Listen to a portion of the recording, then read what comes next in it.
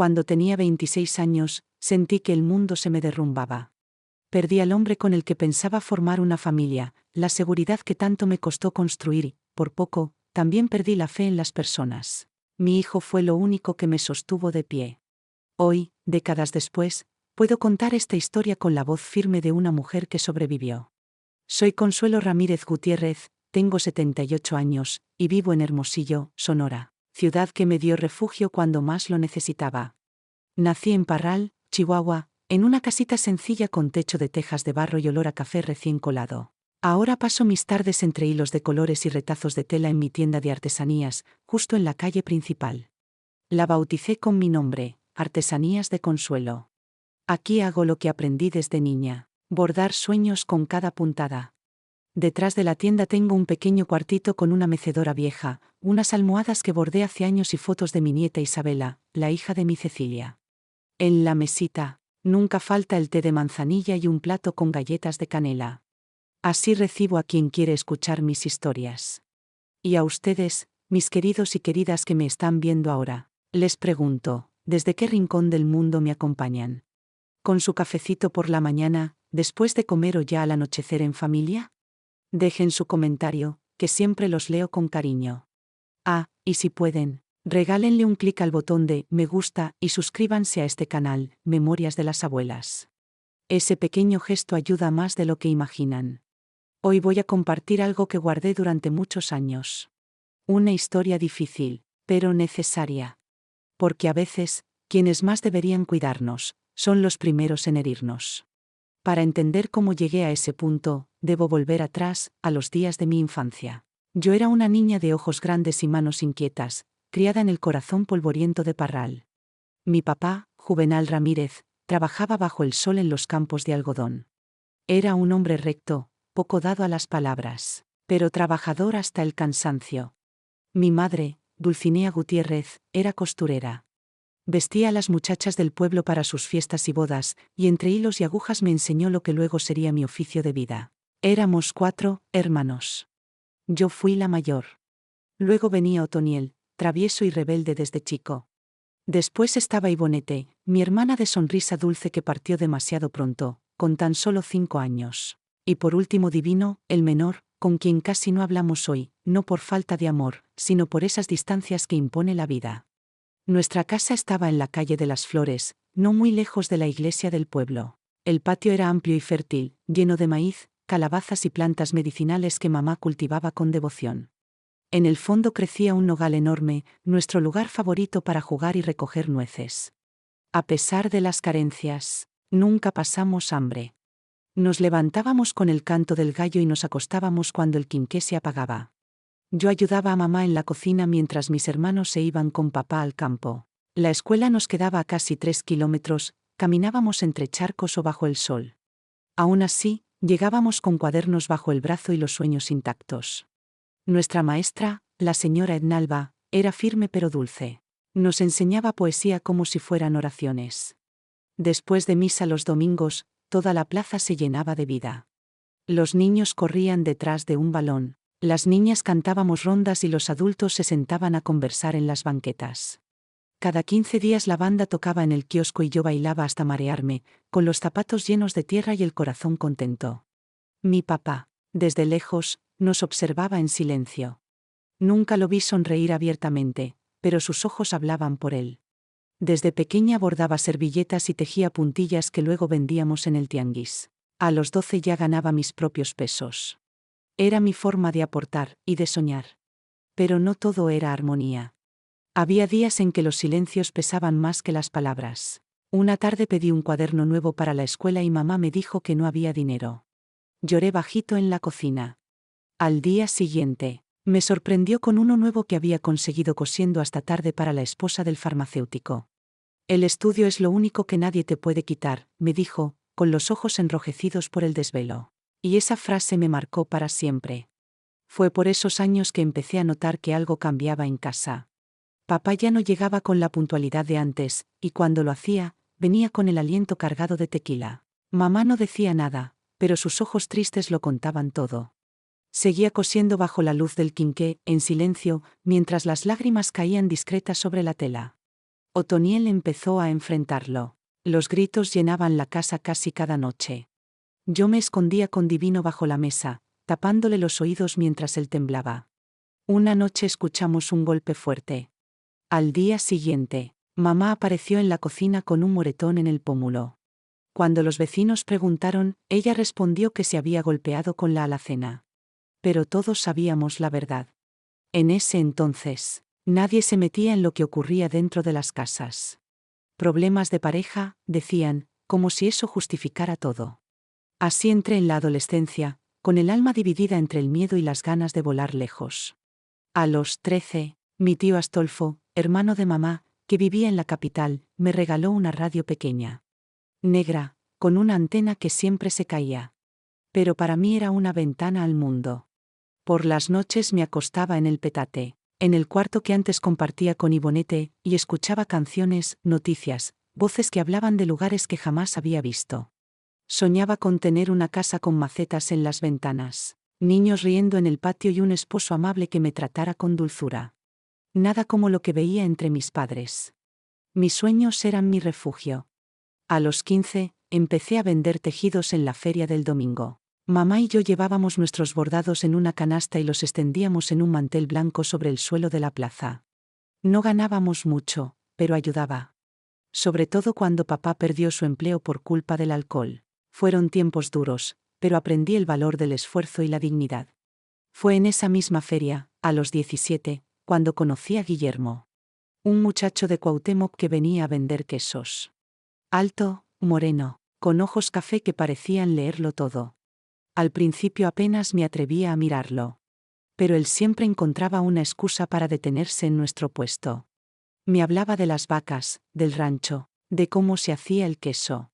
Yo lo escuchaba como si me contara una historia mágica. Mamá notaba mi interés y, con discreción, se alejaba para darnos unos minutos a solas. Se le ve buena madera, murmuró una vez mientras caminábamos de vuelta a casa. Y lo era. Guillermo era trabajador, respetuoso, y tenía sueños grandes. Soñaba con tener su propio rancho. Nuestra historia recién empezaba cuando el destino decidió probarme. A los 18, mamá enfermó del corazón. En pocas semanas, la perdimos. El duelo me rompió el alma. Papá se hundió aún más en la bebida. Otoniel, con 20 años, se marchó sin mirar atrás. Yo me quedé al frente de todo, cuidando de Divino, que apenas tenía 12. Guillermo fue mi sostén.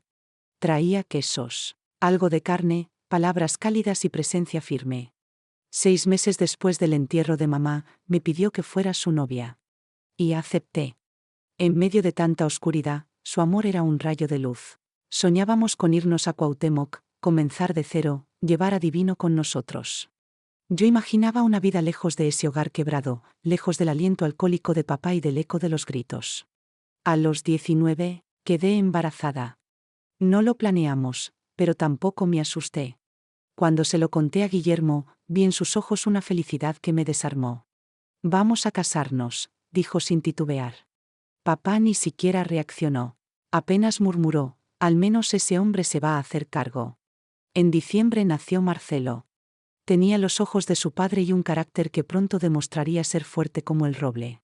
Durante unos meses fuimos felices. Guillermo estaba embelesado con su hijo y yo sentía que, al fin, la vida me daba un respiro. Pero el destino volvió a golpear. Marcelo tenía apenas 5 meses cuando Guillermo sufrió un accidente en el rancho. Un toro lo embistió y, aunque lo auxiliaron, no logró sobrevivir. Me convertí en viuda a los 20 años. Con un bebé en brazos. Un hermano adolescente a cargo, y un padre que vagaba por la casa como un espectro. Todo se vino abajo otra vez. Pero una madre no se permite quebrarse. Tenía que seguir, por Marcelo, por Divino, por mí. Noches enteras llorando en silencio para no despertar al niño. Y aún no sabía que la vida me tenía preparada una prueba aún más dura. Una que pondría en juego todo lo que era y todo lo que creía. Ser madre soltera en Parral no era sencillo. Después de la muerte de Guillermo tuve que multiplicarme para sostener la casa. Papá ya no aportaba nada. El poco dinero que conseguía lo dejaba en la cantina de Don Tito. Divino, que tenía 14 años, comenzó a repartir paquetes en el pueblo para ayudar con los gastos. Seguía siendo un niño, pero la vida le exigía como a un adulto. Marcelo crecía sano y fuerte, aunque desde pequeño mostraba un carácter difícil. A los 2 años sus rabietas ya eran famosas entre las vecinas. «Este niño tiene un fuego adentro», decía doña Erundina desde su ventana. Yo hacía lo posible por darle amor y estabilidad, tratando de compensar la ausencia de su padre. Pero a veces sentía que todo me quedaba grande. En 1970, cuando él tenía casi 4, la tienda de telas más conocida del centro, la Casa de las Telas, puso un aviso de que buscaban una costurera. Con la experiencia que había heredado de mamá, me presenté y me dieron el puesto. Era mejor salario que lo que ganaba en la feria y un horario fijo de lunes a sábado. El dueño era Edilberto Montero. Un hombre de unos 40 años, viudo, que había llegado desde Monterrey para abrir el negocio. Alto, de trato refinado, con bigote perfectamente cuidado y un hablar pausado que contrastaba con los hombres de mi entorno. Al principio nuestra relación fue meramente laboral. Yo cosía, él llevaba las cuentas, pero poco a poco empezó a interesarse por mi historia. Me preguntaba por Marcelo, por cómo me organizaba sola para trabajar y cuidar de todos. A veces, cuando necesitaba salir temprano para recoger a mi hijo, me llevaba en su Chevrolet verde, único en el pueblo. «Eres admirable, Consuelo», me dijo una tarde mientras estacionaba frente a mi casa. «Pocas mujeres lograrían hacer tanto solas». Esas palabras me tocaron en lo más hondo. Hacía años que nadie me veía así. No solo como madre o hermana mayor, sino como mujer. Con el tiempo, comenzó a visitar la casa los domingos. Llegaba con algún dulce para Marcelo y pequeños detalles para mí, un perfume barato, una tela bonita. Mi padre lo observaba con desconfianza desde su rincón. Divino, en cambio, lo apreciaba. Le gustaba que Edilberto se interesara por sus estudios y le diera consejos. Marcelo, en cambio, reaccionaba distinto. A los 4 años ya se escondía tras mis piernas cuando Edilberto llegaba. Si él intentaba acercarse, Marcelo giraba la cara. «Es tímido», decía yo, y Edilberto respondía con paciencia. En Navidad de 1971 me sorprendió con una propuesta. Después de cenar, estábamos en el portal tomando vino. Marcelo jugaba en el patio con un carrito de madera que él mismo había mandado a hacerle. Divino había llevado a papá adentro, ya bastante ebrio. «Consuelo», dijo Edilberto sujetándome las manos. «La vida nos ha quitado mucho tiempo. Quiero cuidarte a ti y a tu hijo. ¿Me permites ser parte de sus vidas?» Mi corazón dio un vuelco. No lo esperaba. Aún guardaba en mi interior el recuerdo de Guillermo, y la idea de un nuevo amor me asustaba y me tentaba a la vez. «Necesito pensarlo», respondí sinceramente. «Marcelo todavía no se acostumbra a ti». «Tómate tu tiempo», contestó con calma. Pasé esa noche en vela. Edilberto era un buen hombre, tenía estabilidad, me trataba con respeto y parecía dispuesto a ser un padre para mi hijo. Al día siguiente, acepté su propuesta. Durante los meses siguientes él hizo todo por ganarse a Marcelo. Le llevaba juguetes, lo invitaba a jugar, trataba de incluirlo. A veces lograba hacerlo reír, otras el niño se cerraba de golpe. «Extraña a su papá», decía yo para calmar su frustración. Una noche, cuando Marcelo debía estar dormido, escuchó nuestra conversación. «Ya hice todo lo posible, Consuelo», dijo Edilberto abatido. «Le doy regalos, lo trato con cariño, y él solo me rechaza». Antes de que respondiera, apareció Marcelo en la puerta, con esa mirada intensa que había heredado de su padre. «No me gusta él, mamá. No es mi papá. Mi papá se murió». Sus palabras, dichas con dureza infantil, congelaron el aire. Lo abracé fuerte, mientras Edilberto quedaba inmóvil. Más tarde hablamos a solas. Le pedí tiempo, paciencia. «Marcelo necesita sentirse seguro», le expliqué. «Lo entiendo», dijo acariciándome el rostro, «pero también tengo planes para nosotros». Me habló de abrir una nueva tienda en Hermosillo, de mudarnos los 3, de empezar otra vida lejos de los recuerdos tristes de Parral. La idea de un nuevo comienzo me sedujo. Esa ciudad representaba esperanza. Pasaron los meses entre preparativos y promesas. Edilberto viajaba seguido a Hermosillo para dejar todo listo. Encontró una casa para alquilar, buscó escuelas para Marcelo. Todo parecía encaminarse. En mi cumpleaños número 26, En mayo de 1973, me pidió matrimonio en un banco de la plaza. Marcelo jugaba a unos metros con otros niños. El anillo era sencillo, con una piedra azul pequeña rodeada de brillantes diminutos. Prometo darte una vida tranquila y feliz, dijo con ternura. Con lágrimas en los ojos, acepté. Marcelo tenía 6 años y medio. Aunque seguía siendo reservado, a veces dejaba que Edilberto lo llevara por el lado o lo ayudara con la tarea. Yo pensaba que el tiempo haría lo suyo. Decidimos casarnos a finales de ese año y mudarnos después de la boda. Pero la vida, una vez más, no siguió el guión que yo había imaginado. El 15 de diciembre de 1973, estaba todo listo para la boda. La iglesia adornada con flores blancas, la música ensayada, los invitados llegando desde temprano. Llevaba semanas bordando mi propio vestido, sencillo pero elegante, con encajes que me recordaban a mamá. Marcelo, con 6 años recién cumplidos, vestiría un pequeño traje beige que Edilberto había mandado hacer.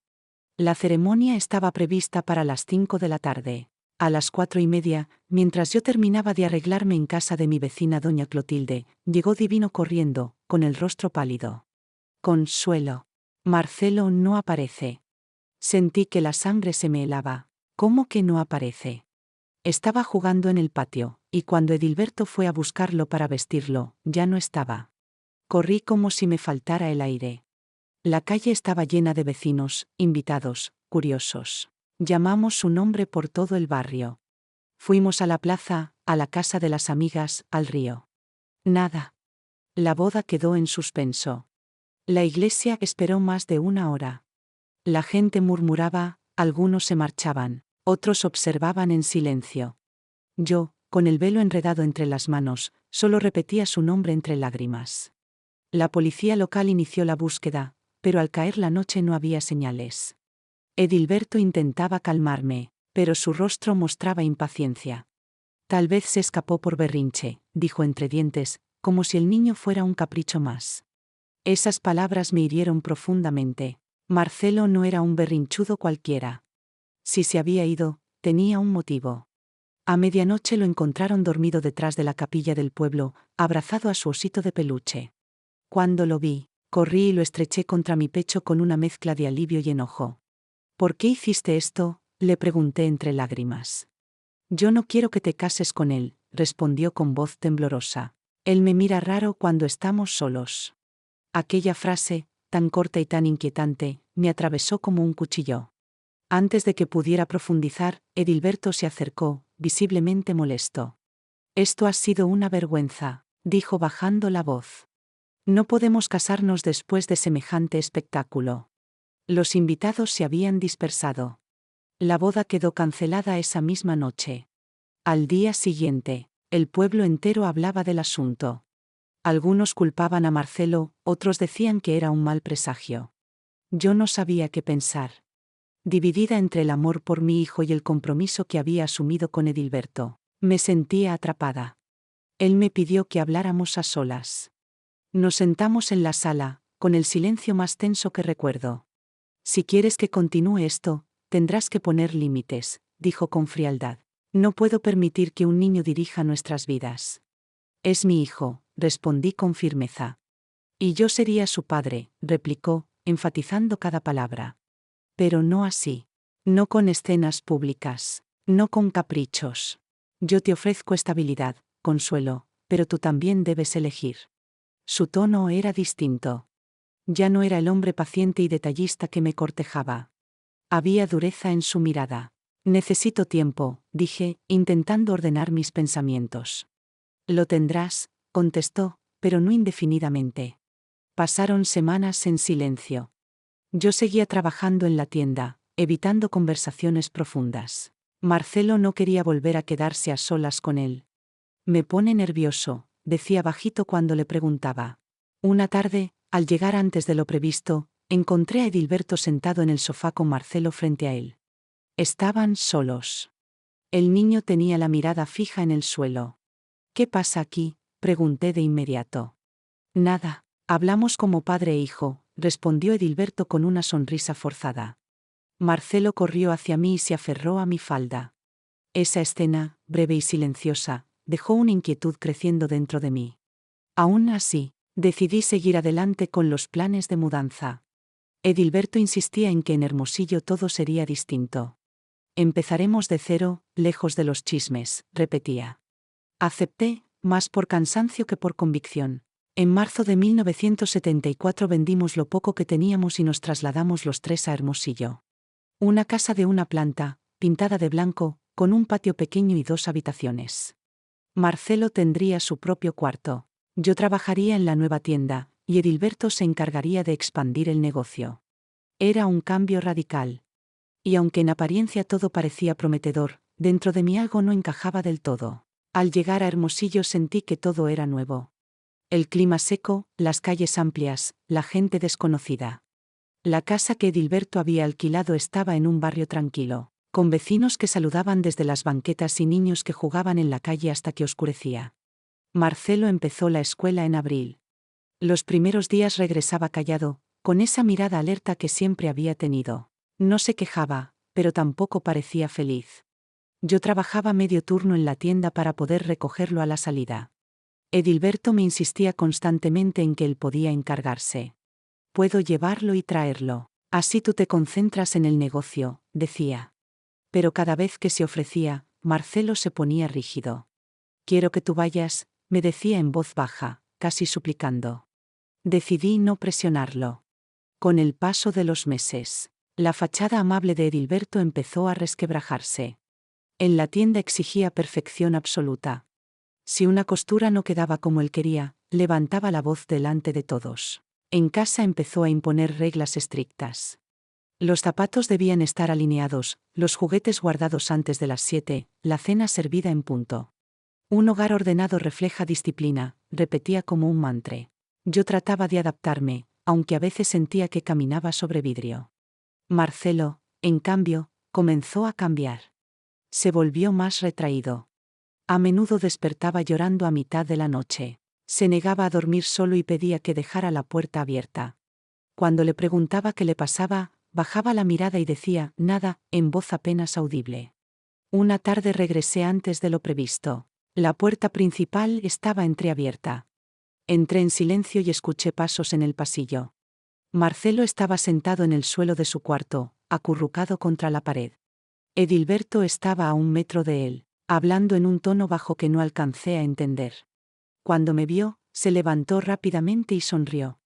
Solo hablábamos de sus travesuras en la escuela, dijo como si nada. Marcelo corrió hacia mí y me abrazó sin decir palabra. Esa imagen me persiguió toda la noche. Al día siguiente, al dejarlo en la escuela, su maestra me llamó aparte.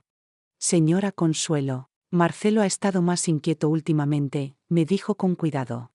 No participa como antes, se sobresalta con facilidad y se niega a quedarse cuando llega un hombre por él. Sentí un escalofrío recorrerme la espalda. No quise adelantamientos, pero esa conversación sembró una duda que no me abandonó. Empecé a observarlo con más atención. Noté que cada vez que Edilberto entraba a su cuarto, Marcelo tensaba los hombros. Si él proponía quedarse a solas con el niño, inventaba cualquier excusa para evitarlo. Una noche, mientras doblaba ropa en la sala, escuché un ruido en su habitación. Me acerqué sin hacer ruido. La puerta estaba entornada. Marcelo estaba en la cama, completamente despierto, con los ojos fijos en la ventana. ¿No puedes dormir?, le pregunté. No quiero que él entre, respondió sin mirarme. ¿Por qué, hijo? No me gusta cómo me mira. Esa frase, dicha con la misma seriedad que en el día de la boda, volvió a clavar una espina en mi corazón. Intenté hablar con Edilberto al respecto. Está en una etapa difícil, dijo encogiéndose de hombros. Necesita disciplina, no mimos. Marcelo tiene miedo, insistí. Está imaginando cosas, cortó la conversación, como si no tuviera importancia. A partir de entonces, comencé a dejar la puerta de su cuarto entreabierta todas las noches. No dormía profundamente. Estaba alerta a cualquier ruido. Y cada día, la tensión dentro de la casa aumentaba un poco más. En septiembre de 1974 recibí la visita inesperada de Divino. Había terminado sus estudios básicos y venía a buscar trabajo en la ciudad. Marcelo se iluminó al verlo. Era como si un pedazo de hogar llegara con él. Divino notó de inmediato el ambiente enrarecido. ¿Qué pasa aquí, hermana?, me preguntó una noche en la cocina. Estás más delgada, y ese hombre, no me gusta su mirada. Le conté lo que había notado. Él me escuchó en silencio, con el ceño fruncido. Ten cuidado, me dijo al final. No ignores las señales. Sus palabras me dieron el valor para mirar de frente lo que había estado evitando. Una noche de octubre, cuando el calor comenzaba a ceder, ocurrió algo que cambió todo. Había terminado mi turno en la tienda y regresé antes de lo habitual. La casa estaba a oscuras, excepto por una luz tenue que salía del cuarto de Marcelo. Al acercarme, escuché un murmullo bajo, como una voz que intentaba convencer. Mi corazón empezó a latir con fuerza. Empujé lentamente la puerta. La escena me dejó sin aliento. Edilberto estaba sentado en el borde de la cama de Marcelo. El niño estaba acorralado contra la pared, con la cara pálida y los ojos muy abiertos. Cuando me vio, corrió a mis brazos sin pronunciar palabra. Edilberto se levantó de golpe. Solo hablábamos, Consuelo, dijo con una serenidad forzada. Llegaste temprano. Mi cuerpo temblaba, pero mi voz salió firme. No vuelvas a estar a solas con él. Su expresión cambió. La suavidad desapareció y en su lugar apareció una frialdad inquietante. Estás exagerando, respondió con un tono seco. No, dije sin apartar la mirada, te lo advierto, no lo hagas. Esa noche dormí con Marcelo en mi habitación. Divino, que había escuchado la discusión desde el pasillo, se acercó en silencio. Lo vi, hermana, dijo en voz baja cuando Edilberto ya no estaba en la sala. Ese hombre tiene algo oscuro. No lo dejes cerca del niño. Las siguientes semanas fueron un infierno silencioso. Edilberto intentó recuperar su papel de hombre comprensivo, pero ya no le creía. Marcelo evitaba cualquier contacto con él. Yo empecé a planear cómo alejarme sin que todo se derrumbara de golpe. La casa, el trabajo, la estabilidad aparente, todo estaba ligado a él. Pero mi hijo era primero. Una tarde de noviembre, al regresar de la escuela, Marcelo traía un dibujo arrugado en la mano. Lo había hecho en clase. En el centro había dos figuras, una mujer y un niño tomados de la mano. A un costado, un hombre con la cara sombreada. ¿Quién es este?, le pregunté suavemente. Él, respondió señalando la silueta oscura. Y yo no quiero que viva aquí. Me quedé sin palabras. Guardé el dibujo en mi bolso, con un nudo en la garganta. Esa noche hablé con Divino. Nos iremos, le dije sin rodeos. No sé cómo, pero nos iremos. Cuenta conmigo, respondió sin dudar. A partir de ese momento, todo fue estrategia. Yo fingía normalidad en la tienda.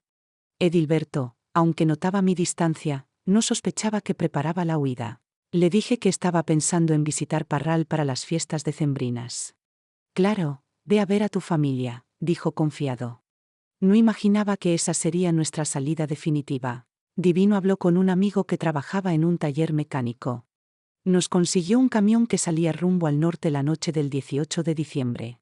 Yo empaqué pocas cosas, ropa, documentos, algo de dinero escondido y el dibujo de Marcelo, que guardé entre mis prendas como recordatorio de por qué hacía todo esto. Esa tarde, fingí que preparaba la cena navideña. Marcelo estaba inquieto, pero sabía que debía guardar silencio. ¿Listos?, susurró Divino cuando cayó la noche. Asentí. Cuando Edilberto salió para atender un asunto en la tienda, aprovechamos. Subimos al camión con el corazón desbocado. Marcelo se aferró a mí todo el camino. Miré por la ventana como las luces de Hermosillo quedaban atrás. No sentí tristeza, solo una determinación fría. Llegamos a Mexicali 2 días después, con la ayuda de conocidos de Divino. Ahí, una amiga de mamá nos recibió. Nos dio un cuarto pequeño y trabajo temporal en su taller de costura. Edilberto tardó en darse cuenta. Cuando llamó a la tienda y le dijeron que no había regresado, fue demasiado tarde. Intentó localizarme a través de conocidos, pero nunca le respondí. Cambiamos de dirección y evitamos cualquier contacto. Marcelo, poco a poco, empezó a dormir tranquilo. Las pesadillas disminuyeron. Volvía a reír como un niño. Divino encontró trabajo estable y nos quedamos en Mexicali un par de años. Después, con esfuerzo, logré abrir un pequeño taller propio. Marcelo creció sabiendo que su madre lo eligió a él por encima de todo. Nunca más volví a saber de Edilberto. Su nombre quedó atrás como una sombra que se disolvió con el tiempo. Hoy, muchos años después, puedo mirar hacia atrás sin que el corazón se me rompa. No porque duela menos, sino porque aprendí a vivir con las cicatrices. Marcelo tiene ahora 49 años. Es padre de 2 hijos y vive en Tijuana, donde trabaja como terapeuta infantil. Sí, eligió ayudar a otros niños a sanar sus heridas, tal como él un día empezó a sanar las suyas. A veces me llama y, en medio de la conversación, suelta un «gracias por haberme creído, mamá». Y yo solo puedo responderle con lágrimas en los ojos, «gracias por seguir adelante». Divino también formó su familia. Vive en La Paz y cada tanto me manda cartas llenas de anécdotas y fotos de sus nietos. Yo me quedé en Hermosillo, donde la vida me fue dando paz poco a poco. Aquí abrí mi tienda de artesanías. Aquí tejí redes con otras mujeres, algunas con historias tan duras como la mía. Nunca volví a casarme, no por miedo, sino porque descubrí que mi plenitud no dependía de tener un hombre al lado. Encontré sentido en mi oficio, en mi hijo, en mi nieta Isabela, que cada verano viene a visitarme con su cabello alborotado y su voz cantarina. A veces me siento en mi mecedora, con una taza de café entre las manos, y dejo que el silencio hable. En esos momentos entiendo que fui valiente, incluso cuando sentí que me desmoronaba. Que proteger a Marcelo fue el acto más grande de amor que he hecho. Y que, aunque la vida me golpeó con fuerza, nunca logró quebrarme del todo. A ustedes que me han acompañado hasta aquí, les agradezco desde lo más profundo de mi corazón. Tal vez esta historia haya removido recuerdos. Quizás algunas de ustedes también cargan silencios que pesan. Si algo de lo que viví resuena con su historia, sepan que no están solas. Cuéntenme en los comentarios desde qué parte del mundo me escuchan. Y si esta historia tocó alguna fibra de su alma, compártanla con alguien que necesite saber que siempre es posible volver a empezar. Suscríbanse a este canal si quieren seguir escuchando más relatos de mujeres que se levantaron cuando todo parecía perdido. Mi nombre es Consuelo Ramírez Gutiérrez, y esta ha sido mi verdad. Una historia tejida con dolor, con coraje y con amor incondicional. Gracias por estar aquí. Con los años, la vida me dio espacio para respirar, para construir, poco a poco, una existencia tranquila. Marcelo siguió adelante, con pasos firmes y silenciosos. Después de años de terapia con Clarisa, logró reconciliarse con su pasado. Estudió ingeniería civil en Monterrey, se graduó con honores y trabajó en distintas ciudades antes de establecerse en Ciudad de México. Allí conoció a Lucía, su compañera. Eligieron no tener hijos. Creo que no sabría ser padre, me dijo una vez, con esa mirada seria que lo caracterizaba. No sabría proteger a alguien tan pequeño. Me dolió escucharlo, pero lo comprendí. Las heridas profundas dejan huellas largas. Aún así, Marcelo es un buen hombre. Estable, generoso, trabajador. Nos visita a menudo. Trae regalos para Cecilia, para Isabela, y hablamos por teléfono casi cada semana. Cecilia, en cambio, tomó un rumbo parecido al mío. Desde niña mostró pasión por la artesanía. Aprendió a bordar conmigo, entre hilos y paciencia. Después de probar algunos estudios universitarios, decidió quedarse en Artesanías de Consuelo. Modernizó el negocio, creó una tienda en línea, amplió nuestra clientela más allá de Hermosillo.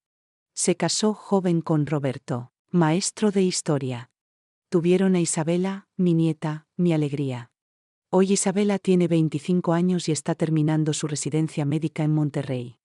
La miro y me veo reflejada en ella. Fuerte, decidida, con un fuego propio. Mi día a día es sereno.